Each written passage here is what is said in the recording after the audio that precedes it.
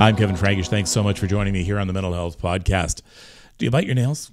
Do you bite the inside of your cheek? Do you pick at your skin? Do you pick your nose? These are all things a lot of people do, and sometimes they don't even hide that fact. I'll bite my nails sometimes in public before I even realize it. But there comes a time when they become a serious mental health issue. If they're drawing blood, if you're biting your nails and your cuticles are bleeding as a result, if it interferes with your daily life, with your relationships, with work or school, if it causes you emotional distress, that's when you have to do something about it. They're actually called BFRBs, body-focused repetitive behaviors. I'm going to be talking to one of North America's foremost experts on BFRBs. Her name is Dr. Suzanne Mouton-Odum, and she's going to be joining me from Houston. Beyond nail biting, right now on the Mental Health Podcast. Well, hi, Suzanne. Thanks so much for joining me. This is going to be a fascinating conversation. I certainly hope so. Well, I guess that's up to me. That I'm going to try and make it fascinating here. The very first thing is I had never, before I started researching for this episode, never really equated nail biting or cheek biting as being a significant mental health issue. I knew you did it because you were under anxiety or stress, but I never realized it could actually become a serious problem, couldn't it? Absolutely. And when people engage in any behavior beyond the point where it is helpful or,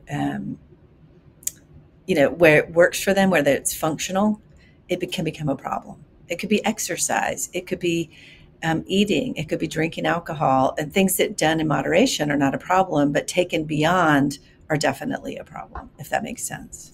Now, you left me wondering because just before we started recording, I had said that sort of same thing to you. I was saying, nail biting, it just seems to be something that I didn't really think was all that serious. But you said, actually, it goes far beyond that, and I'll tell you what that is. What were you talking about? Well, and many people that treat these behaviors think about them as self-regulation. It's how we are keeping our bodies in balance, whether it's to reduce a negative sensation or emotion like anxiety or tension or frustration, or to increase a positive sensation or experience like satisfaction or excitement or happiness. And so we are constantly seeking regulation in our bodies. And for some reason, these behaviors really give that to people. They give them a sense of balance or a sense of homeostasis, which is fine unless the behavior is done to the point of causing problems, meaning damage to the body, damage to the tissue, or some sort of impairment in their functioning, in their relationships, at work, etc., if that makes sense. Yeah, it does. And I'm wondering, and I'm a nail biter. I'm a nail biter. In fact, I'm going to show you my nails. All right, so here are my nails. Now, honestly, it goes right into the skin, into the cuticles, as you can see. Yes. Yeah. So you're actually more of a cuticle biter than a nail biter.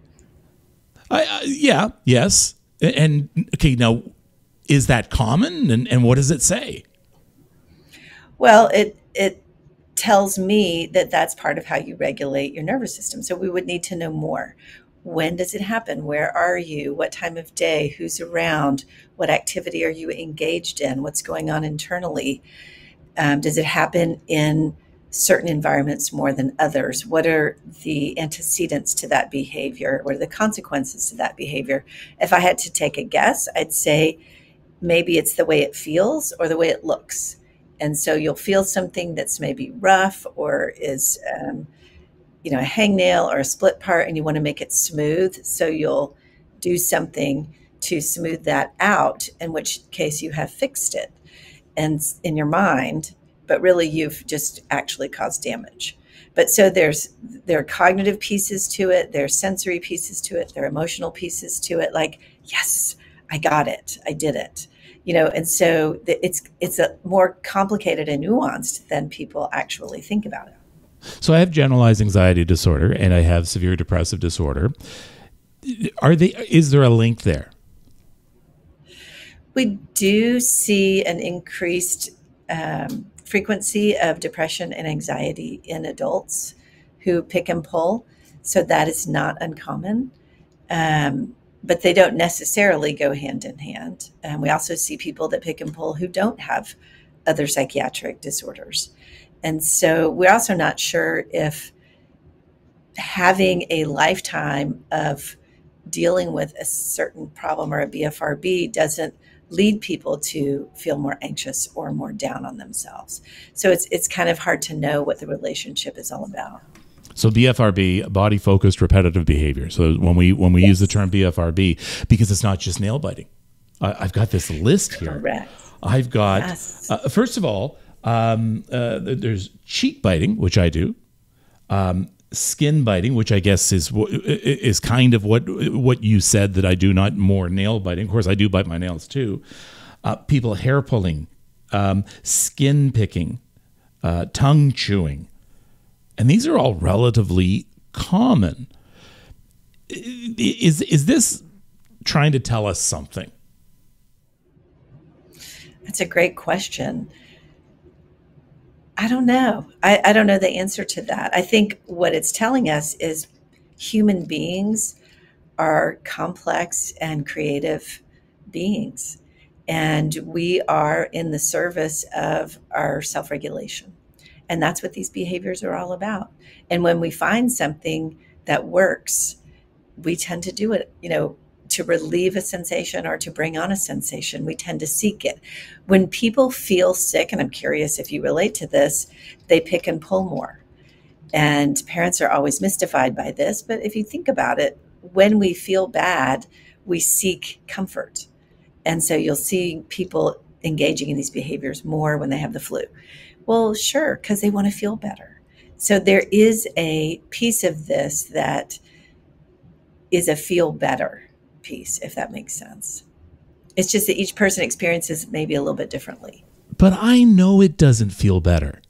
I know it gets to the point where it hurts and it'll hurt for a few days. So why do I have this one sense on one side? This is going to feel better, and that's what I'm going to be doing. But on the other hand, it's like, no, I'm actually damaging myself and hurting myself. Well, and that's where I think ambivalence really comes into play. And if you think about it, many behaviors that feel really good, we probably shouldn't do to excess. We can all think of whatever they are for us, whether it's having too much coffee or having an extra glass of wine or eating that dessert. Oftentimes the things that really feel good can hurt us. And so again, it's about finding a variety of things that feel good and that can help us regulate our bodies.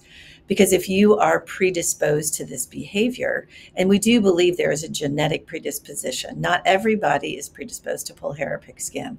And we do see it kind of run in families. We haven't identified the exact genetic marker, but we're pretty sure it's there just because of the high family concordance rates.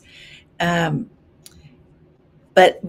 part of the treatment is figuring out how this is serving a person and then finding other ways to get that need met so that a person will have a variety of options rather than just that one option.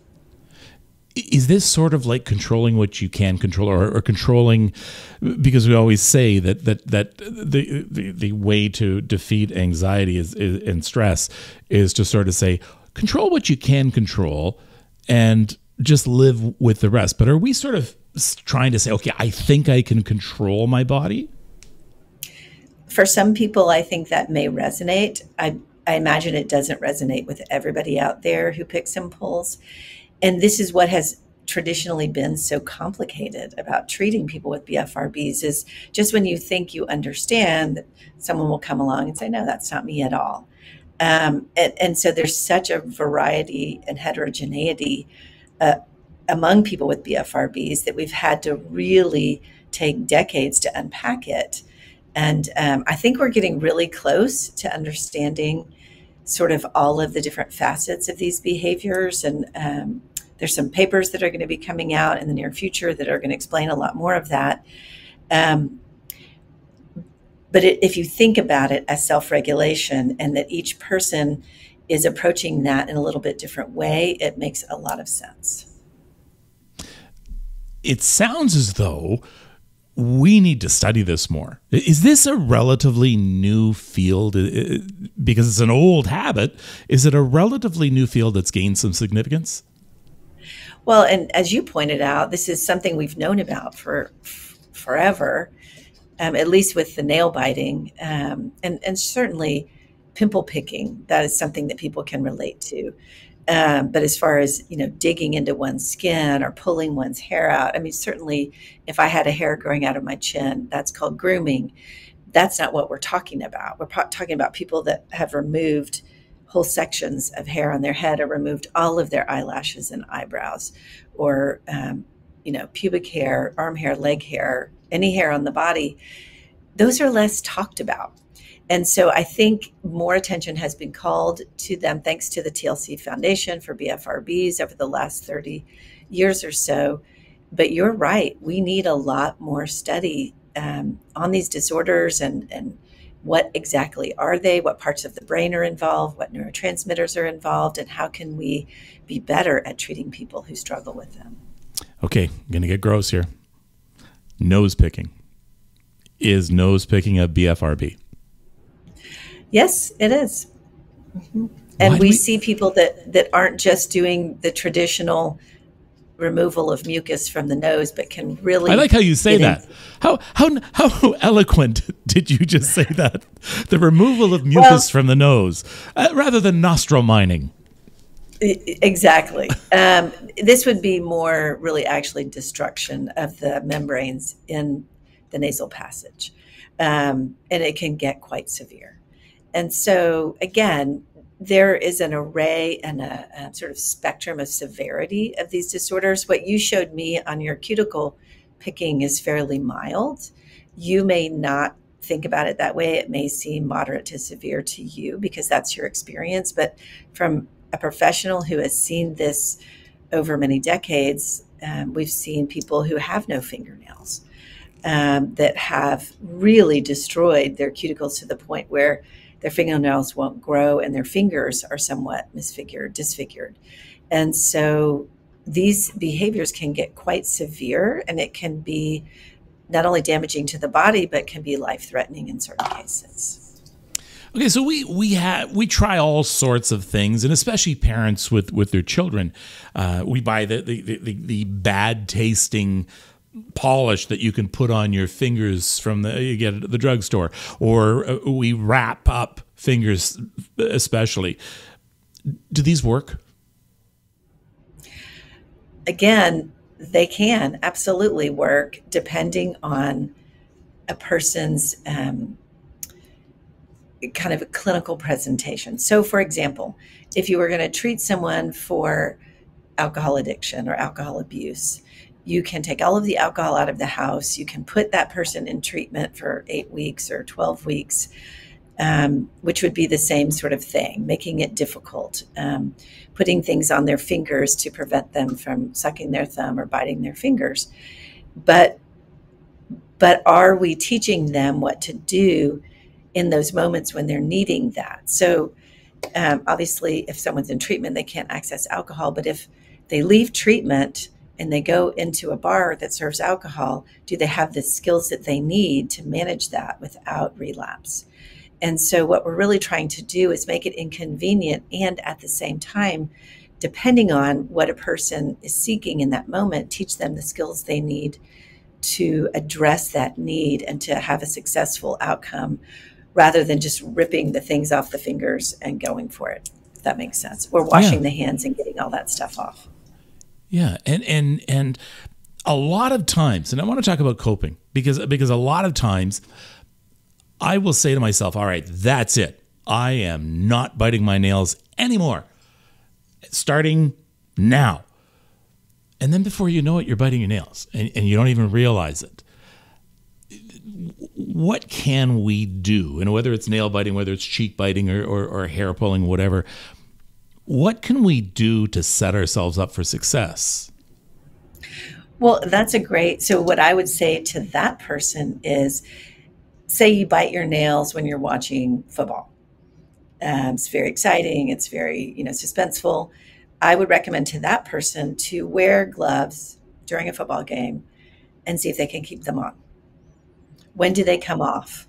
What is the brain saying? What is happening in the body in the moment the gloves come off and the hands go in the mouth? That's kind of that critical moment of, what is my body needing right now? And is there another way I can get that need met? And that really is the key, is helping a person understand what that is. Or is it simply awareness? Is it simply, now, if I put gloves on someone and there really is nothing behind it, it's just an awareness thing, the gloves will work. They're aware, they're really not meeting a need. It's simply a habit, and they probably won't engage in the behavior. But if there's something else going on, which is oftentimes the case, the gloves will come off. But I want to know what's going on in that moment, if that makes sense. Yes, so you can stop the habit, but it's very important, I'm sure, to realize why you're doing it, because it may manifest itself, your anxiety or stress or whatever may manifest itself in a more severe way or in a different way. So you got to not just treat the symptoms, you got to treat the illness. Correct. And the other thing I want to mention that I think is very important for BFRBs is that across the board, most everybody who struggles with an actual BFRB, meaning not just your occasional hair pull or your occasional biting of a nail, but when it really does impact them and cause a problem in their life, is shame. And you kind of described this in yourself, like, I know I don't want to do this, yet I still find myself doing it. Well, that alone is a very complicated situation. And when a person has received feedback over the years from their environment, from their parents, from kids growing up, from whomever in their life, or even their own critical inner self, chastising them, why do you do this? Why can't you stop? What's wrong with you? It really does foster a lot of negative emotion, negative self-talk, and shame. And in treatment, that's a huge part of what we're treating, is the negative self-appraisals that go with these behaviors. Because they are, quote, self-induced, there's this idea that you should just be able to stop. Well, stop it. Why do you keep doing it? You should stop. The kind of a blaming and negative. And what I tell people is, if this person could stop, they would have. You would have stopped biting your nails decades ago if it were that easy. Yeah, and you're right. The shame is sometimes palpable, because if I'm sitting talking with someone, I'll cross my hands like this, so you don't see my nails, or I'll hide my nails so that people don't look down and notice it, because I'm ashamed of it. It's not because I think it's gross or anything. I do, but I'm ashamed of it that I do. Right. Yeah, and so that's a big part of why people don't talk about these behaviors. It is the best kept secret. If really 2.5 to 5% of the population engages in a BFRB to a clinically significant degree, that's a lot of people. That's a lot of people. And you don't hear about it. It's not talked about widely in society. And it's because of that. It's because I don't want to admit to myself or anyone else that I'm the one that removed my hair, that I'm the one that picks holes in my skin, that I'm the one that bites my fingernails to the point of bleeding. And so that's, awareness is an acceptance and normalizing. And I say that in a gentle way, because I don't want us to say normalize, it's no big deal. Normalize meaning can we talk about this in a compassionate and supportive way, and that these are not behaviors that we should blame people for. These are really nuanced and complicated behaviors, and they're not easy to change. Is it something we should call someone on? Is it something we should sort of say, I notice you bite your nails? Because I know parents do with their kids. But with your partners or friends, is it something you should call someone on? I think that's a hard question to answer. So I think that yes, sometimes if you're doing it in a supportive way and you're going to share your struggles or offer support, and if you're knowledgeable about it, which you are, and can explain these are normal behaviors, you're not alone, and can offer some alternatives or options or pathways out, I think that's great. But just calling someone to call them out, thinking that's going to be helpful, could be hurtful and could be shaming. That's sort of like saying to a smoker, hey, did you know that will kill you? Yes, of course they do. And that's not a helpful thing to say or do. Right. And so it has to be done in a way that's compassionate and offering some sort of assistance, I would say. All right. So what are we going to do about it? What are we going to do about these different BFRBs? Is it strictly mindfulness to do that, and we have to go see a therapist in order to have this happen properly? Or what are some coping skills we can pass on? These are great questions. There are great books out there. The TLC Foundation, the IOCDF, which is the International OCD Foundation, which has just absorbed the TLC Foundation in the last couple of weeks. That was announced, which means that BFRBs are now going to be recognized and helped on a much larger scale. So we're hoping to increase awareness, increase acceptance, and increase the path to healing for people. So I think the more it becomes a part of our conversation, a part of our cultural understanding is huge. The more compassion that we can have, the more people will come forward and say, yes, I struggle with this. Many people don't even know that they're not alone. So many people with BFRBs think no one else does this because not many people talk about it. Occasionally there'll be a reference on television or in a book, and then it will have a little spike of awareness, but we're not, or there'll be, on the Today Show, or someone will talk about it and it will reach a segment of people, but those are few and far between. And thank you for having this podcast, because your podcast will reach a subset of people who will then have awareness. But and there are great books out there. There are workbooks out there. There are clinical handbooks out there. There are webinars out there. There are trainings for professionals out there. But really what we need is for the general public to know I'm not alone. There are other people that do this, and there's treatment out there. Now, can I say, oh, just do this and it will help you? No, because each person comes to the table with their own unique set of triggers and antecedents and their own unique presentation. And so what I would ask people to do is to start to take notes and really notice, when does it happen?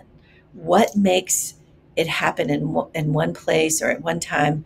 Like going to the bathroom, very common. People will go to the bathroom, they get in front of the mirror, they're bright lights, they have a magnifying mirror, they're seeing all these things that they want to pick and pull.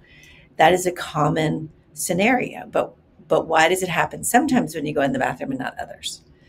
And there'll be a whole answer there, right? And so what we want to understand is what increases someone's likelihood of engaging in the behavior, and then how can we then intervene to help them in those moments, if that makes sense. The way that we have it broken down, sensory, cognitive, affective, it's feeling things, looking at things. Like, I bet if one of your nails is a little bit longer than another one, that might be a reason to put it in your mouth, versus how it feels, or if it's a jagged edge. Ooh, I don't like that. I better make it smooth.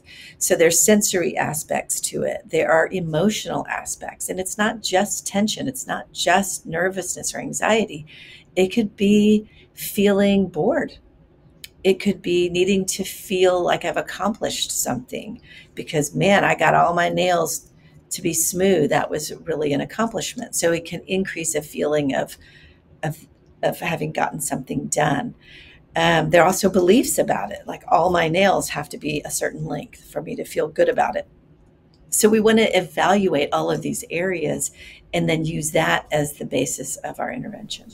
You know, what's really interesting is that you're almost talking about this might be a gateway into finding out more about your own stresses and anxieties and how to actually deal with them. This might be a physical manifestation, a gateway to fixing yourself. I think you are 100% right, because I think that BFRBs are one vehicle to self-regulation, but we all self-regulate in many ways, and some of them we do openly and some of them we do privately. And some of them are okay for us and some of them are really not okay in the end, but we still do it. And this is where the ambivalence comes in. And we all have done it. We've all put something in our mouth in our lifetimes that we knew we probably shouldn't be putting in our mouth, right? Have you ever done that? Yes. Yeah, yes, and I mean, I did it last night. Well, when I'm working, with tools or things like that, there's nothing to shoving a screwdriver in my mouth to hold on to it while I maneuver something. But yeah. Well, I'm talking about having an extra dessert or that extra cookie, or drinking an extra glass of wine when you shouldn't. So in the moment when we're wanting something, it's really a lot harder. We can have all the best intentions. It's like starting a new diet and exercise program, or quitting smoking, or quitting drinking, or cutting back. We have all these great ideas and we're motivated, but in the moment where we cave, that's where it gets interesting, right? And that's where we learn a lot. So people see that as a failure, I did it again. It's like, wait. There's so much to be learned in that moment. Yeah, I like that. What were you thinking? What were you experiencing? What was your body needing in that moment that made you break all the rules that you had set for yourself? So instead of seeing that as a failure, it's an opportunity to learn. And that's the moment we need to really focus on and lean into, rather than get mad at ourselves. And I know that there's a lot of organizational changes going on, but the TLC Foundation is fantastic for BFRBs. So at this point, I'm hoping this website will remain through all the changes. BFRB.org has some great resources, but just simply Googling BFRB will bring you up all sorts of resources, because I think until now, most people listening didn't even know these were called BFRBs. You're probably right. And many people that struggle with one probably don't even know that that's what they're called. So your podcast is amazing, and we need more people to spread the word to help people realize that they're not alone. Yeah, and I mean that's the basic message about mental health in general, is always realizing you are not alone, because we feel that's one of the big problems with mental illness is we feel like we're in this room sitting all by ourselves and we're the only one who has a problem with this. So you are not alone. And that's if nothing else comes out of this, just simply knowing that is a good start. Absolutely. And you're right. The BFRB.org, IOCDF.org, and Amazon.com. There's so many resources on there. And books and it's wonderful to get the word out. And thank you very much for the work you do, because this is, it's a very, niche within mental illnesses. But as I'm talking to you, I'm thinking, wow, this, like you mentioned, the OCD, absorbing the TLC Foundation, but you know what? Is this OCD? I mean, is this a type of OCD? It's a great question. It's considered a related disorder. So it's listed in the Diagnostic and Statistical Manual of Mental Disorders as a OC-related disorder. It's more like a distant cousin. It is unique in many, many ways, because the biggest being it is more self-regulatory and has a positive aspect to it, whereas people that engage in OCD, they hate their rituals. They feel compelled to do them because they believe something bad will happen if they don't do them. That's completely different for BFRBs. People engage in BFRBs because there's some either negative reinforcement, which is the reducing of a negative, like reducing anxiety or stress or a bump, or it's increasing a positive, which is more positive reinforcement. Obviously, we're familiar with that. And so there is a very positive aspect to it, which makes it hard to get rid of. Like people with OCD are very glad to get rid of their rituals as long as the bad thing doesn't happen, if that makes sense. All right. Well, thank you so much for this. It has been, I was right off the top. It has been absolutely fascinating. Still so much work to be done, but every journey of 1,000 miles starts with that first step. So if anybody can just recognize this in themselves, it's a good start. Thank you for this. Thank you so much for having me on. Many thanks to Dr. Mouton-Odum. If you want more information, the TLC Foundation is a great place to start. And all you do for that is go to bfrb.org, bfrb.org. Thanks so much for joining me here on the Mental Health Podcast. Until next time, take care of yourself, take care of each other.